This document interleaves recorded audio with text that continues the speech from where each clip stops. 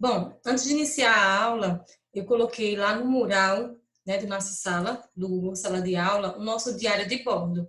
Então, a gente vai iniciar fazendo o diário de bordo da semana passada, certo? Então, vocês vão lá no mural, vão ver lá o diário de bordo. Só clicar, ele é igual ao dos outros professores. Vamos colocar o nome completo de vocês, certo? Vamos colocar o turno.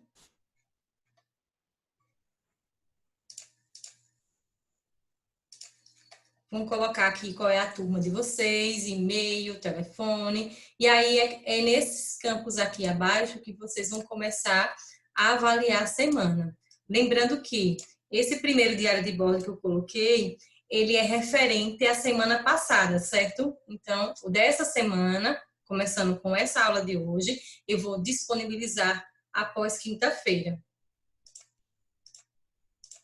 Então, aqui vocês vão colocar a semana, vão responder algumas questões, são iguais. Eu vejo que o professor de matemática já coloca o diário de bordo, então vocês já conhecem, né, como ele é. Ele é igualzinho ao dele, então vocês só vão responder de acordo com o conteúdo de química, né? O que é que vocês estão achando, quais são as dúvidas, o que é que não está conseguindo responder, qual é o motivo, então tem que ser preenchido e, por favor, não esqueçam de preencher, porque é muito importante. Porque, como eu falei na primeira aula, e eu creio que os outros professores também falaram sobre o diário de bordo, é ele que vai avaliar vocês, é a nota principal. Então, não adianta vocês fazerem os trabalhos, as pesquisas, os exercícios. Se não fizer o diário de bordo, vai ficar complicado. Tranquilo? Todo mundo entendeu?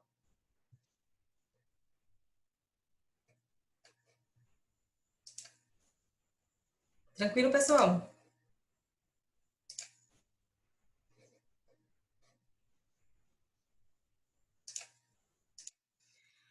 Então, a nossa aula de hoje, certo? A gente vai abordar um tema muito importante da química, que sempre cai no Enem.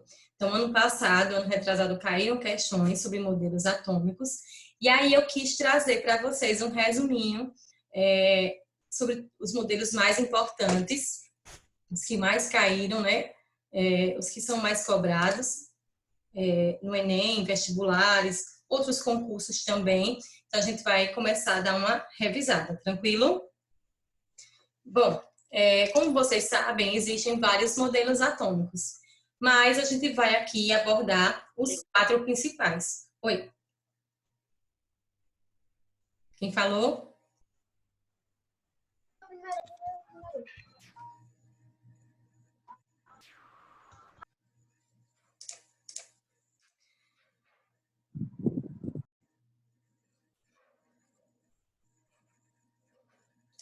Olha, pessoal, vou parar aqui um pouquinho só para tirar a dúvida de vocês com relação ao diário de bordo. O diário de bordo, ele é semanal. Então, cada semana, vocês vão preencher o diário de bordo de química, de matemática, de física. E no término de 15 dias, que no caso para a GERE são 3 semanas, a gente vai avaliar vocês, como é que vocês conseguiram desenvolver os conteúdos abordados, né? No caso aqui com a gente, são as revisões, né, dos conteúdos lá do primeiro ano. Então, como é que vocês foram nos exercícios? Se conseguiram fazer, se não conseguiram, qual o motivo? Tá com problema na internet, não tá conseguindo baixar os vídeos ou as questões, enfim. Então, é isso que vocês vão fazer. Ele é semanal. Então, eu coloquei lá no Google Sala de Aula o primeiro diário de bordo, que vai ser o dessa semana, da semana passada, perdão, da semana passada. E na quinta-feira, que é a nossa última aula da semana, eu vou disponibilizar outro diário de bordo, certo? Que vai ser o dessa semana. E vocês vão preencher igualzinho. As questões não vão mudar. São sempre aqueles tópicos. Nome, e-mail, o que achou, quais as dúvidas, né? Por que não conseguiu fazer exercícios, essas coisas do tipo, certo? Sobre o diário de bordo da primeira semana, então, como a direção ainda ficou tentando organizar como é que seria o diário de bordo, eu não vou fazer, certo? Se caso eles peçam que seja necessário fazer o diário de bordo da primeira semana, eu posto para vocês e vocês respondem. Hoje vai ter uma reunião à noite sobre isso, então eu quis me adiantar, já fazendo da semana passada, e o dessa semana. Se caso precise da primeira, eu disponibilizo também lá no Google Sala de Aula, certo? Então não se preocupe, vocês não vão ser prejudicados. Então, assim, para os alunos do terceiro D, eu vejo o professor de matemática postando bastante para vocês fazerem as frequências e o diário de bordo. Então, não vai ter nenhuma dúvida. Já os alunos do terceiro C, eu não sei se algum professor já está trabalhando o diário de bordo. Mas aí, qualquer dúvida, eu posso fazer um videozinho e coloco lá no Google Sala de Aula. Ou, se caso vocês tenham alguma dúvida, podem entrar em contato comigo, tanto no Google Sala de Aula ou lá pelo WhatsApp, que eu respondo vocês. Tranquilo?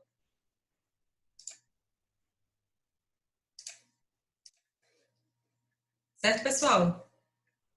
Entendido sobre o diário de bordo? Botam as mãozinhas assim, que aí fica mais fácil de a gente visualizar que vocês estão entendendo. Então, vamos lá. Vamos iniciar aqui novamente a nossa aula de hoje sobre os modelos atômicos. Então, é um assunto que está caindo bastante no Enem. É um assunto que não caía tanto, mas ultimamente vem caindo, né? Está sendo uma constante esse conteúdo aí. Então, achei importante trazê-lo para a gente recordar lá do primeiro ano, os principais modelos atômicos, certo? Então, eu escolhi os 4 principais, que são os que mais caem. Então, é um conteúdo simples, a gente consegue decorá-los, né? Memorizá-los com desenhos, né? Lembrando de alguns detalhes que eles têm, e aí facilita o trabalho de vocês na hora de uma questão para a gente responder. Então, dos 4 principais modelos atômicos, o primeiro, né, mais detalhado, foi o modelo atômico de Dalton. Então, Dalton ele foi um cientista, né? Ele retomou as ideias de Leucipo e Demócrito. Então, lembra da primeira aula, né? Sobre a história da química, que eu falei que Leucipo e Demócrito foi que trouxe, né, essa primeira palavra de átomo, né? Começou a pensar na matéria, né, como uma partícula pequena que era a formatura de tudo.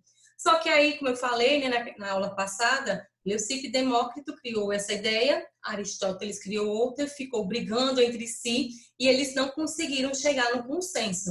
Então, ficou escanteado esse pensamento de modelos atômicos, de átomo em si. Mas aí depois apareceu Dalton, né? Pegou as ideias de Leucipo, começou a observar o ambiente, né? Ele não tinha experiência, certo?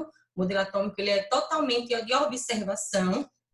E aí ele propôs o seu modelo atômico. Então ele disse que a matéria é formada por átomos, que são partículas minúsculas, maciças, esféricas e indivisíveis, que não se dividem.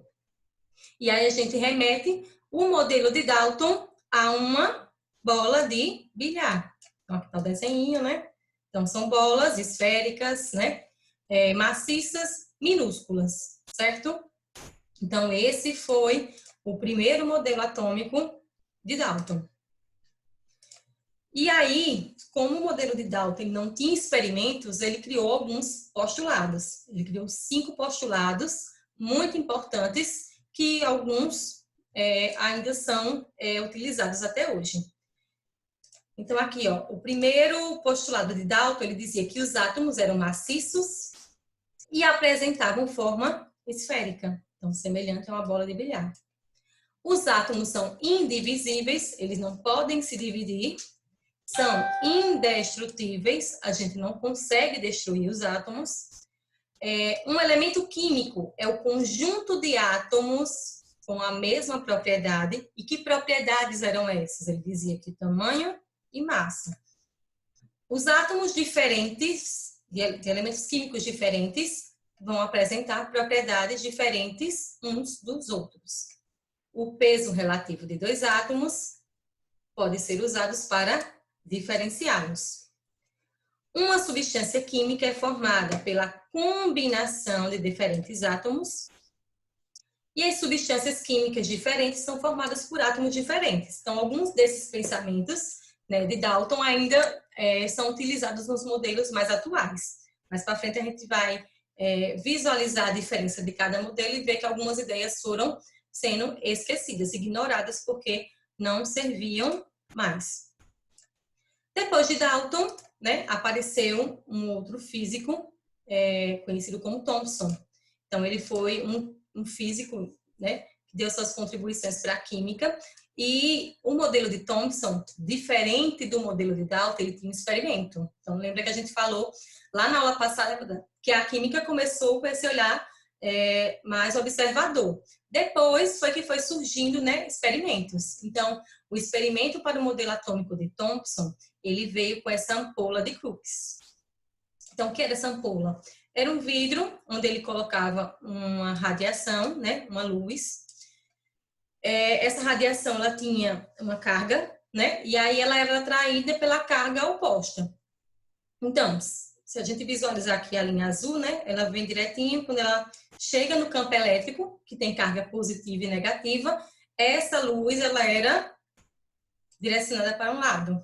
E esse lado era o lado positivo. Então, quem se atrai pelo lado positivo vai ter uma carga oposta.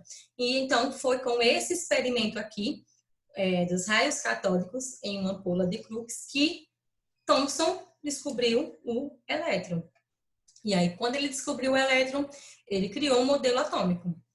E o modelo atômico dele dizia isso, que o átomo era constituído de uma partícula esférica de carga positiva, não maciça, e dentro dela estava incrustado os elétrons, que tinham uma carga negativa, de modo que a sua carga total fosse nula. Então, ele dizia, né, que tinham cargas positivas, né, ele tinha uma esfera positiva, com elétrons lá incrustados com carga negativa, e essas cargas tinham que ser iguais, para que o átomo fosse neutro.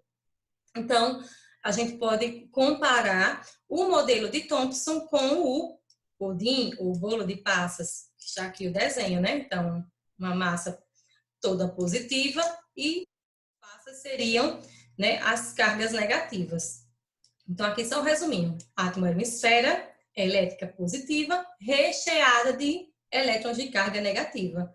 Então, ele fala aqui, ó, não maciça. Então, lembra do pudim ou do bolo, ele é um pouco mais macio. O modelo de Dalton, eles queriam uma esfera maciça, rígida, né? Mais dura. Então, a gente já consegue ver a diferença de um modelo para o outro. Depois de Thomson, apareceu um outro, né? O modelo de Rutherford. Então, Rutherford também, seu modelo tinha experimentos.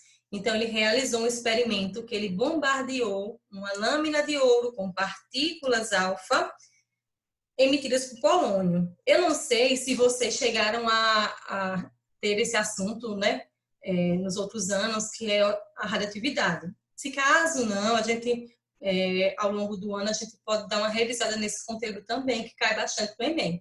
Então, os elementos radioativos, eles emitem partículas. No caso, alfa, tem a beta e tem a gama.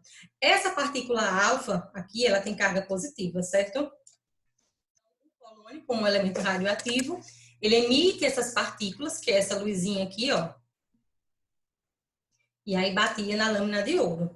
E aí acontecia algumas coisas. A parte dessa radiação, ela conseguia passar a lâmina de ouro. Então, como a gente vê aqui, ó, consegue passar tranquilamente. Então, Rutherford viu que quando essas partículas passavam, né, que era a maioria delas, ele conseguiu observar que o átomo tinha espaços vazios. Outras partículas alfa, quando chegavam à lâmina de ouro, elas voltavam. A gente vê que é muito pouco, né? Somente duas aqui no caso, elas voltavam. Então, quando essas lâminas voltavam, ele dizia que o núcleo do átomo ele era positivo. Então, quando havia um choque, né, entre positivo com positivo, essa carga voltava, essa radiação voltava. E outras partículas alfa vinham em direção à lâmina de ouro e acabavam desviando um pouco a sua trajetória. Então, o que é isso que ele quis dizer? Então, quando elas atravessavam a lâmina e desviavam do seu curso, ele dizia que existia ali, dentro do átomo, uma região pequenininha onde tinha uma massa. Então, quando ela batia, ele desviava. Então, foi isso que Rutherford conseguiu observar.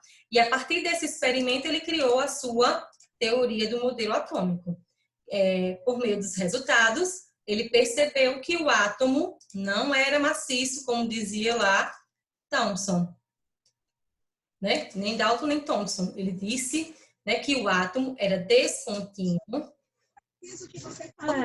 Não chegou? por duas regiões. Por duas regiões. Um era o núcleo e a outra é a eletrosfera. Então, no núcleo, ele era o mais denso, que é isso, mais pesado, eu chamava massa do átomo, e tinha carga positiva. Então, lá no núcleo, com certeza estariam os prótons, que era a carga positiva. Na eletrosfera, era uma grande região vazia, que ele conseguiu observar quando as partículas alfa passavam direto, né? Não tinha nenhum desvio da radiação quando encontrava a lâmina de ouro. Então, a eletrosfera era um grande vazio e lá estavam os elétrons. E ele dizia que esses elétrons ficavam girando ao redor no núcleo. Ele também é muito conhecido como modelo planetário. Ele lembra o sistema solar, né? Com o Sol no centro, como se fosse o núcleo, e os elétrons, os planetas girando em torno do Sol. Então, aqui, desenho de Thomson, e como ele via, né? Através de experimentos, ele chegou a essa conclusão desse modelo atômico aqui, certo? No primeiro momento... Oi? Eu tenho uma dúvida. Certo? Certo, Eduardo? Tipo assim, eu queria saber qual é o modelo atômico atual mais aceito, se é o de Bohr ou é o de Schrödinger, dos físicos. Exato. É uma junção, né? Bohr chegou a vou chegar mais para frente, né, também. Ele chegou no modelo atômico um pouco mais, né, mais perfeito, vamos dizer assim, né, do que o de Rutherford, mas aí, com o avanço da tecnologia, vários, né, microscópicos mais potentes, eles conseguiram enxergar bem melhor como seria o modelo atual. Que aí eu ia chegar no final e ia solicitar que vocês pesquisassem um pouquinho sobre esse modelo de Schrödinger, né, que é o modelo mais atual hoje. Mas, assim, no Enem, principalmente nas últimas questões que eu vi e cheguei a observar pesquisando, eles não caem tanto esse modelo atual. Mas, sim, tipo, o ano passado caiu um submodelo de Dalton. Então, é importante a gente conhecer o atual, mas também saber como foi a evolução até chegar no modelo novo. Tranquilo?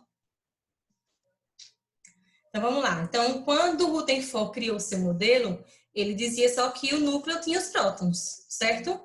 Só que aí, só em 1932, um outro cientista, Chadwick, foi ele que descobriu uma outra partícula subatômica que seria os nêutrons, que estariam também lá no núcleo junto, né, com os prótons. E aí foi que se organizaram melhor o modelo atômico e o modelo de Rutherford começou a apresentar os nêutrons. Bom, aí foi que apareceu. Então, Bohr, ele era um aluno de Rutherford. Então, pouco tempo depois, se vocês observarem, né, Bohr também propôs um modelo atômico. Então, ele se baseou totalmente nos experimentos que Rutherford fez e aprimorou um pouquinho mais, também através de experimentos. Então, lembrando que somente o modelo de Bohr que não tinha, de Dalton, não tinha experimento. Então, a partir de Thomson, Rutherford e Bohr, todos eles têm experimentos que comprovavam, né, as suas teorias. Então, ele propôs um modelo que se baseou em Rutherford, só mais aprimorando. Então, a ideia era bem parecida. Então, um dos principais postulados, né, que Bohr implementou, né, colocou nesse modelo foi que os elétrons se moviam em órbitas circulares e cada órbita tinha uma energia definida, constante para o elétron de um átomo. Então, ele dizia que cada órbita dessa tem uma quantidade de energia. E também, em cada órbita dessa, ela tinha uma quantidade de elétrons que suportavam. Então, Na camada K, que a gente sabe que é a S, 2 elétrons. Na L, 8, e assim sucessivamente. Vamos ver mais para frente para a gente recordar. E aí, quanto mais longe do núcleo, mais energia tinha aquela raia. Vamos chamar de raia, né? Então, quanto mais próximo do núcleo, a energia era menor, certo? Então, ela vai aumentando de acordo com a distância do núcleo. Outra coisa que Bohr observou através de experimentos foi isso aqui. É interessante e a gente vê bastante isso no nosso dia a dia, principalmente agora, esse mês de junho, mês de São João. Então, assim, quando um elétron ele absorve energia, ele vai saltar para uma raia, né, para uma órbita mais energética.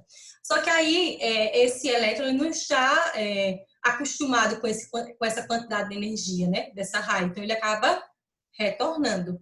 E aí, quando ele retorna, ele sempre vai liberar luz. Então, é o que acontece com os fogos de artifício, né? Então, quando eles são acendidos, né? Então, o elétron, ele absorve a energia. Quando chega lá, ele explode, né? Então, ele libera energia e aí vai liberar uma cor. Dependendo do elemento químico que é utilizado nos fogos de artifício, a cor vai diferenciar, vermelho, amarelo, dependendo de cada elemento químico. Então, para resumir, né, então, quais são os componentes de um átomo? Então, os átomos são minúsculas partículas, né? Só que o átomo também tem subpartículas atômicas, que é menores ainda que o átomo. E a gente tem essas três principais, né? Tem outras também, mas as principais são essas, né? O próton, o nêutron e o elétron. Lembrando que o próton tem massa de 1, seu símbolo seria esse aqui, P1+, e a carga positiva. E onde a gente encontra o próton? No núcleo.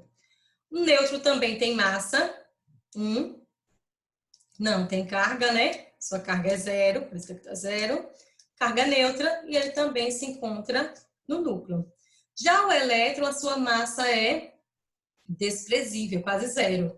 E a sua carga é negativa. E a gente encontra ele lá na eletrosfera girando. Então, basicamente, o modelo de hoje ele segue esse padrão aí. Só que outras partículas subatômicas foram incorporadas e encontradas com o desenvolver da ciência. E as características dos átomos. Então, quando a gente viu lá, Bohr, Dalton, ele falou sobre elementos diferentes, elementos iguais se unem. Então, assim, criou-se alguns conceitos bastante importantes, que foram utilizados também para a organização da tabela periódica. Então, é muito importante que vocês lembrem desses conceitos aqui, que até quando cai alguma questão relacionada a modelos atômicos ou tabela periódica, então eles são muito importantes que a gente saiba diferenciá-los. Então, o que é um número atômico? Então, o número atômico ele é simbolizado pela letrinha Z e ele vai ser o número de prótons existentes no núcleo de um átomo. Cada elemento químico tem um número de prótons diferentes. É como se o número de prótons ele fosse a identidade do átomo, do elemento químico, certo? É ele que é a diferença de um para outro. Nenhum elemento químico vai ter a mesma quantidade. Número de massa. Então, quando eu falo em massa, vai ser a quantidade de matéria. Então, vai ser a soma total de matéria que eu tenho naquele átomo. Então, é simbolizado pela letrinha A. Então, é a soma do número de prótons com o número de nêutrons. Então, a massa, como disse lá Rutherford no seu experimento, está no núcleo. Então, no núcleo eu encontro prótons e nêutrons. E eu consigo fazer a sominha matemática aqui para descobrir a quantidade de A, que é massa, Z de prótons e N de nêutrons. O número de elétrons, se for um átomo neutro, né, natural, ele vai ser igual ao número de prótons. Mas se ele for um cátion ou um ânion, aí isso vai mudar. Então, se ele for um cátion de carga positiva, eu sei que ele perdeu elétrons. Então, se eu tiver um cátion, por exemplo, 2+, então eu sei que ele perdeu 2 elétrons. Então, se ele tinha 10, por exemplo, se ele perdeu 2, agora ele vai ter 8 elétrons. Mesma coisa com a carga negativa. Se eu disser que tem por exemplo, o flúor, tem uma carga menos, então aqui quer indicar que o flúor ganhou um elétron. E aí, em vez de 9 elétrons que ele iria ter normalmente na sua forma natural, se ele ganhou mais um, então ele vai ter 10 elétrons. Então, é importante lembrar também que nunca vai ter somente o átomo na sua forma natural. Ele pode ganhar e pode perder elétrons também, que a gente vai ver mais para frente quando a gente revisar um pouquinho sobre as ligações químicas. E o último é o número de nêutrons, que eu falei que, né, que ele vai estar no núcleo junto com os prótons, e a fórmula é a mesma para a gente encontrar o número de massa, certo? Então, é só decorar essa formulazinha, a gente consegue encontrar todas essas partículas subatômicas. Outra coisa que cai bastante, e é importante esses conceitos na hora de fazer uma questão relacionada a modelos atômicos, ou características dos átomos, ou até tabela periódica também, é esses conceitos de isótopos, isóbaros e isótomos. Então, o que é um isótopo? Eu gosto de lembrar assim, Pzinho aqui, isótopos, P de prótons, então ele vai ter o mesmo número atômico, porém, diferente número de massas. Então, aqui um exemplo, né, o hidrogênio. Então, ó, o número de prótons sempre é o menor, viu, galera? Ele pode vir em cima, como ele pode vir embaixo, tanto faz, depende da organização da tabela periódica. Mas, número de prótons iguais, eu digo que os átomos são isótopos. Normalmente, para ser isótopos, tem que ser o mesmo elemento químico. Certo? Aqui no oxigênio, por exemplo, e aqui com o carbono. Então, é o mesmo elemento químico com a mesma quantidade de prótons. A diferença deles é o número de massa, que é o número maior, é o peso. É o número de prótons mais o número de nêutrons. Isóbaros.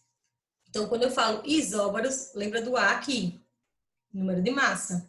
Então, eles vão ter o mesmo número de massa, mas diferentes no número de prótons, no número atômico. Então, aqui o exemplo do potássio, 40, cálcio, 40. Então, eles têm a mesma massa,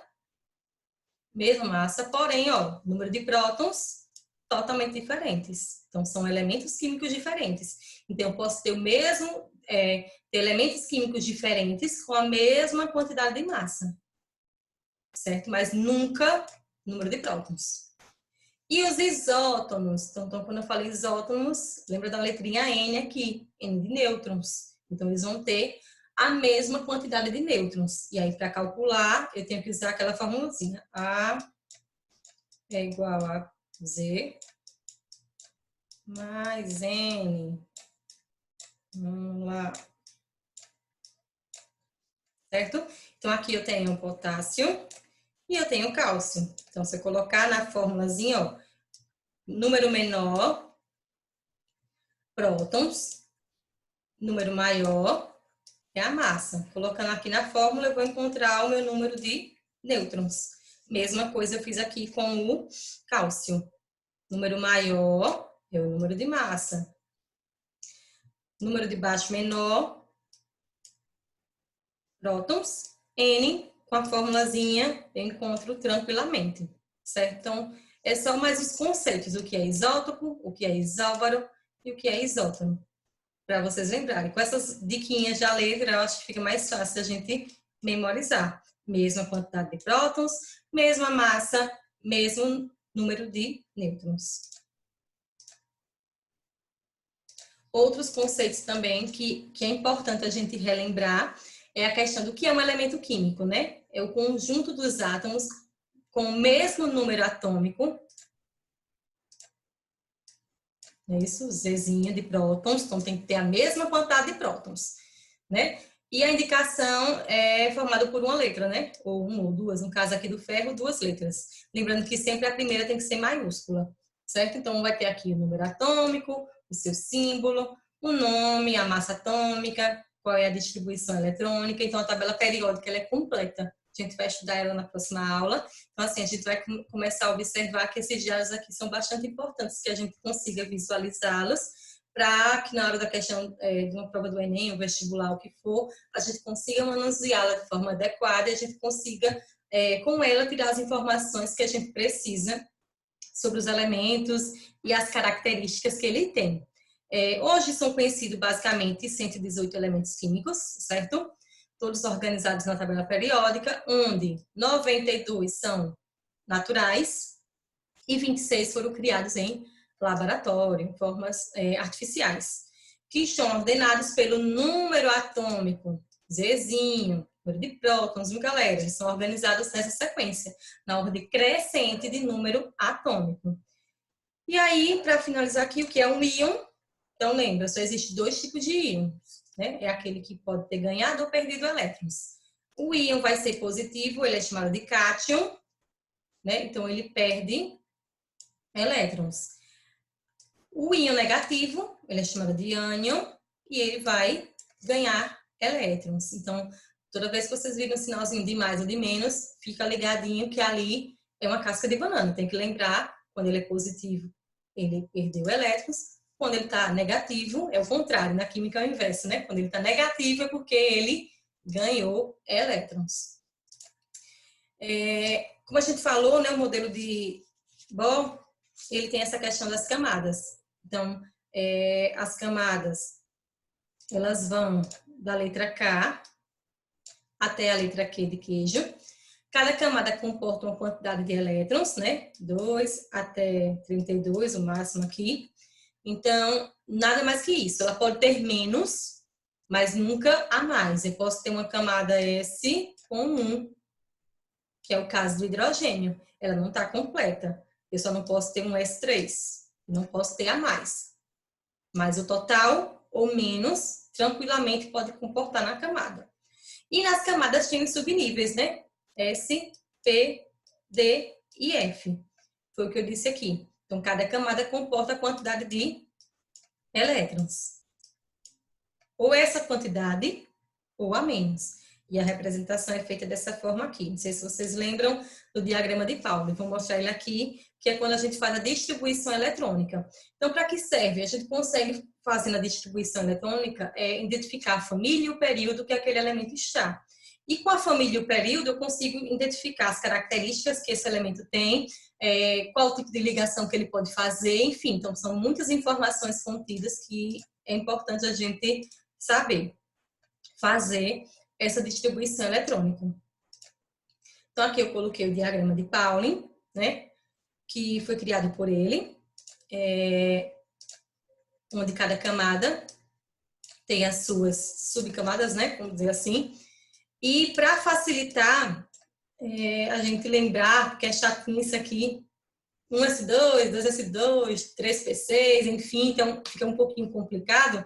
Então, tem uma diquinha aqui embaixo, para quem quiser memorizar, ou tem uma diquinha na cabeça, enfim, ou quem prefere desenhar fazendo, né, os tracinhos para baixo, conforme a energia, tranquilamente, cada um faz do jeito que achar melhor. Então, coloquei aqui a diquinha, né, ó, camada K, e aí vai até a camada Q de queijo. Então, camada K, só L, só pão, que é tipo S e P, camada N, só pão dá, camada N, só pão dá fome. E aí vocês vão tentando memorizar, tem outros na internet também, que facilita na hora da gente relembrar, na hora do desespero do Enem ou de uma prova de concurso, o diagrama de Pauli. Como eu disse, ele é muito importante porque a gente consegue identificar a camada e qual a família, quantos elétrons tem na última camada, quantas ligações ele pode fazer. Então, é bom por conta que tem vastas informações só numa distribuiçãozinha eletrônica dessa. Então, aqui eu fiz a distribuição do manganês, que ele tem 25 elétrons. Então, sai distribuindo aqui. 1S2, 2S2, 2P6, aqui a camada K, camada L, camada M e aqui a camada N. Então, a sua última camada de energia, né, parou aqui no 3D5. Então, aqui as camadas, né, com a quantidade de elétrons, camada K, 2 elétrons, camada L, 8 elétrons, a camada N, mesmo pulando, tenho que contá-la, porque ela é 3, ó. Então, aqui no caso, 13 elétrons, camada N, 2 elétrons. Então, Observe que o subnível 4s2 vem antes do 3d5 devido à ordem crescente de energia. O subnível 4s2 é o mais distante.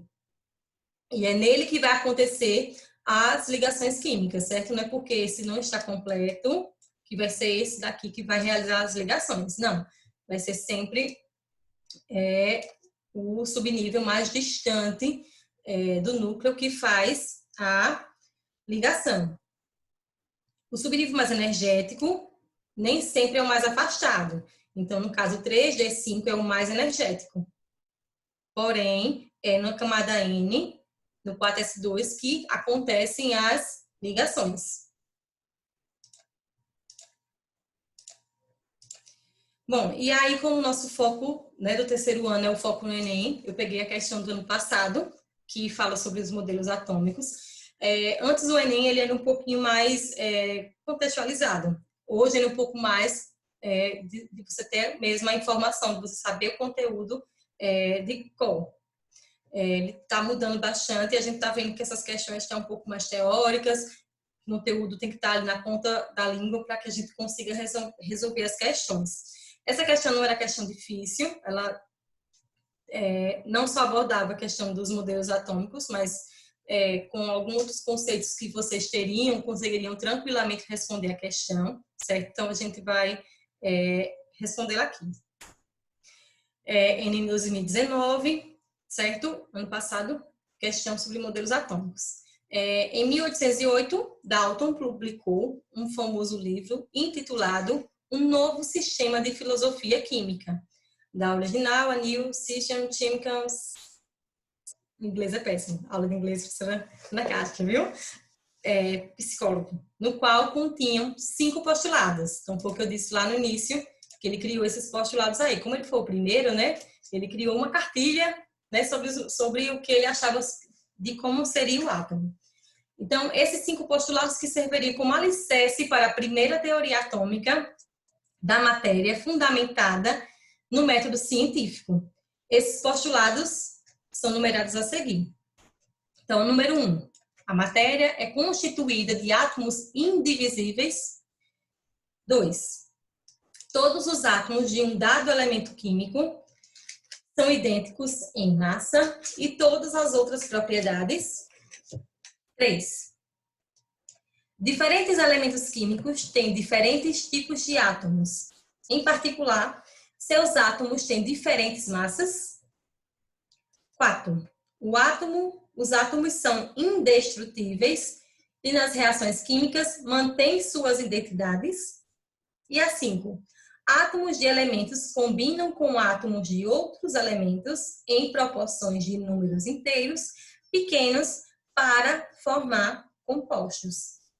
Então, ele diz aqui, após o modelo de Dalton, outros modelos baseados em outros dados experimentais evidenciaram, entre outras coisas, a natureza elétrica da matéria, a composição, a organização do átomo e a quantização da energia do modelo atômico.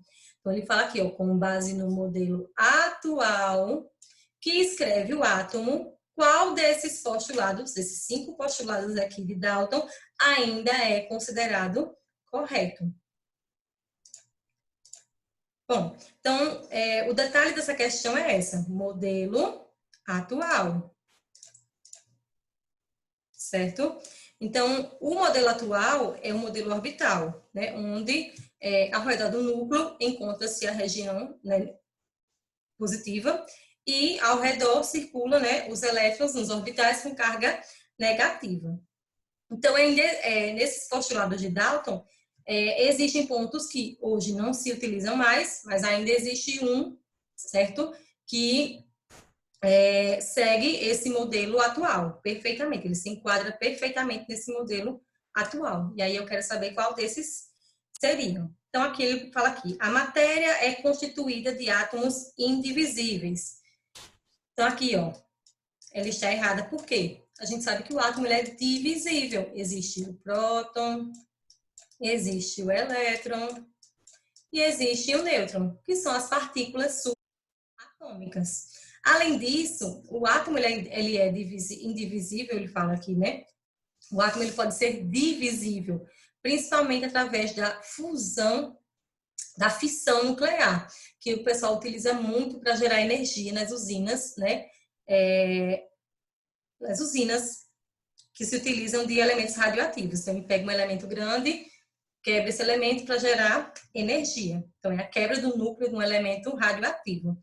E a gente também pode dizer que o átomo não é mais indivisível, sim, que é divisível, porque existe o núcleo, né? E existe a eletrosfera. Então, se eu divido o átomo em duas partes, ele é divisível. Então, essa questãozinha estaria errada. Então, aqui falso. Tranquilo? 2. Ele fala aqui, todos os átomos de um dado elemento químico são idênticos em massa, minha gente. A gente falou neste instante. Cada elemento, né, ele se diferencia pelo número de prótons, número Z, certo? Número atômico. Então, por isso que também essa número 2 também seria falsa. 3. Diferentes elementos químicos têm diferentes tipos de átomos. Em particular, seus átomos têm diferentes massas. Então, a gente viu lá um pouquinho nos slides passados que existem os isóbaros.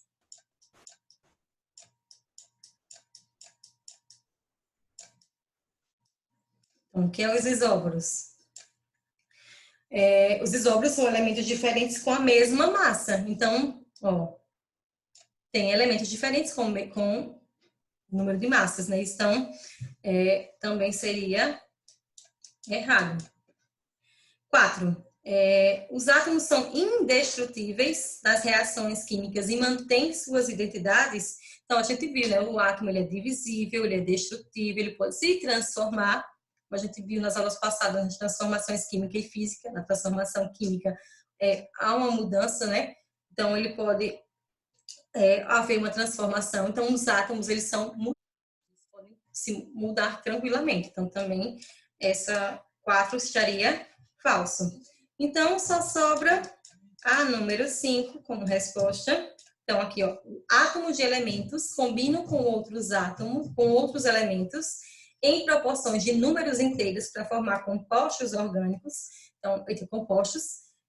Sim, a resposta está certa. Então, esse conceito que Dalton fez aí, ele tem tudo a ver com as ligações químicas. Então, quando um átomo se liga ao outro, se combina, formando, né, novos compostos. Então, átomos se ligam e formam moléculas.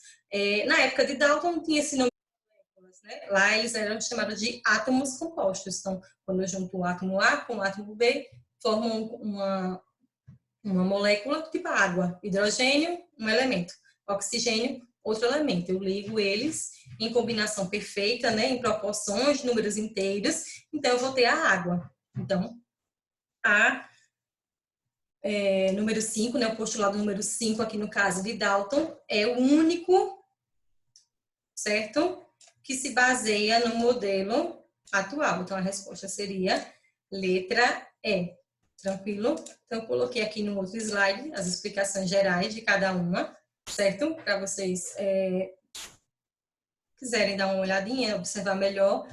E qualquer dúvida que tenha, volta aí direitinho na resposta e copia no caderno, se quiser copiar a questão, aí fica a cargo de vocês. Então, por hoje a aula de modelos atômicos se encerra aqui, certo? Então, assim, qualquer dúvida, eu vou estar lá no WhatsApp, vou liberar aqui a turma para vocês tirarem dúvidas ou qualquer outra informação, ou também lá no Google Sala de Aula. Lembrando que lá na nossa sala de Química do Google Sala de Aula, eu coloquei a frequência de hoje, além do nosso diário de bordo, certo? Então, por favor, não esqueçam de responder, certo? E qualquer dúvida também com relação ao preenchimento deles, também podem perguntar, fiquem à vontade. Deixa eu interromper aqui o compartilhamento.